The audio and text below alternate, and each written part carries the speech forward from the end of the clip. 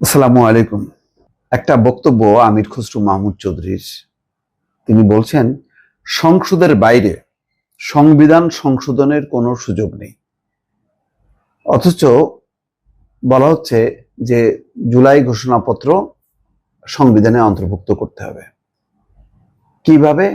গণভোটের মধ্য দিয়ে, বা অধ্যাদেশ আকারে হয় কিনা জানি না, সম্ভবত গণভোটের মধ্য দিয়ে।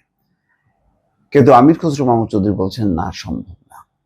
তাহলে এই যে 5 তারিখে আর একদিন পরেই যেই সরকারের পক্ষ থেকে ঘোষণা করা হবে, সেখানে কি ঘোষণাপত্রে থাকবে সেটা কি সংবিধানের অংশ হবে কিনা, অন্তর্ভুক্ত হবে কিনা, নাকি রাজনৈতিক দলগুলো করবে, কিভাবে, বিষয়টা কিন্তু অপরিষ্কার এবং অপরিচ্ছন্ন।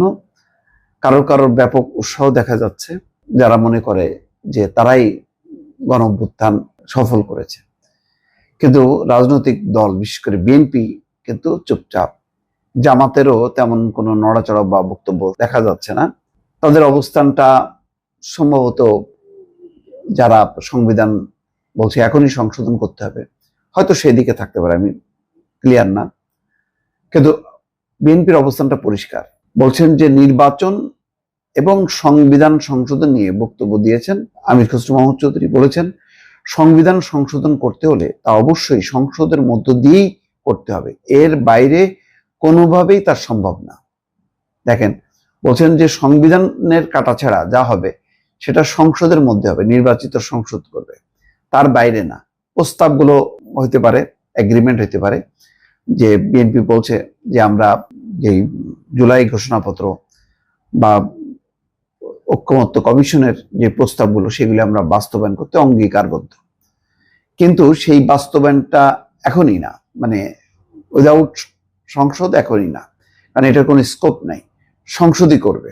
শনিবার রাজধানীর নীলক্ষেতে আইসিএমএবি মিলনায়তনে বিএনপির সাবেক ভাইস চেয়ারম্যান আব্দুল মান্নানের পঞ্চম মৃত্যুবার্ষিকী উপলক্ষে আয়োজিত স্মরণ সভায় প্রধান অতিথির বক্তব্যে তিনি এই কথা বলছেন। আমির খসরু বলেন, সংবিধানের যে কোনো সংশোধন করতে হলে সংসদের মাধ্যমেই করতে হবে।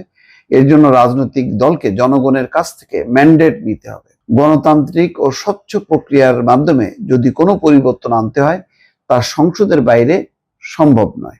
তিনি অভিযোগ করে বলেন, যারা আগামীর গণতান্ত্রিক প্রক্রিয়াকে বাধাগ্রস্ত করতে চায়, নির্বাচনকে বাধাগ্রস্ত করতে চায়, তারা আসলে গণতন্ত্রে এবং সংসদীয় ব্যবস্থায় বিশ্বাস করে না। তারা ঠিক কি চায় তারা নিজেরাও জানে না। রাজনীতিতে সহনশীলতা এবং সম্মান বজায় রাখার উপর গুরুত্ব দিয়ে বলেন, আমরা যতই সংস্কার করি, যদি রাজনৈতিক সংস্কৃতি না বদলায় তাহলে কোনো সংস্কারই কাজে আসবে না।